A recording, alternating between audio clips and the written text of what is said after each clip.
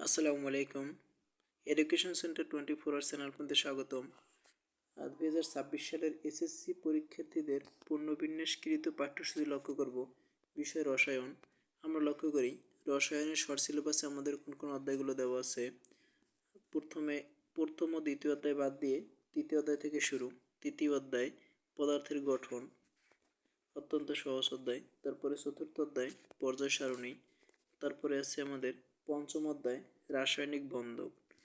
এই অধ্যায়ের আংশিক বিষয়বস্তু পাঠ্যসূচিতে অন্তর্ভুক্ত করা হয়েছে, অর্থাৎ অধ্যায়টা সম্পূর্ণ আমাদের নাই, আংশিক। তারপরে ষষ্ঠ অধ্যায় মোলার ধারণা ও রাসায়নিক গণনা এবং সপ্তম অধ্যায় রাসায়নিক বিক্রিয়া। তারপরে একাদশ অধ্যায় খনিজ সম্পদ ও জীবাশ্ম। এই অধ্যায়ের আংশিক বিষয়বস্তু দেওয়া আছে, সম্পূর্ণ নাই।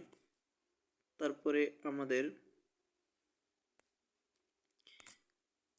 নাই, অর্থাৎ এই একাদশ অধ্যায় পর্যন্তই আমাদের পাঠ্যসূচিতে অন্তর্ভুক্ত করা হয়েছে। ধন্যবাদ সকলকে।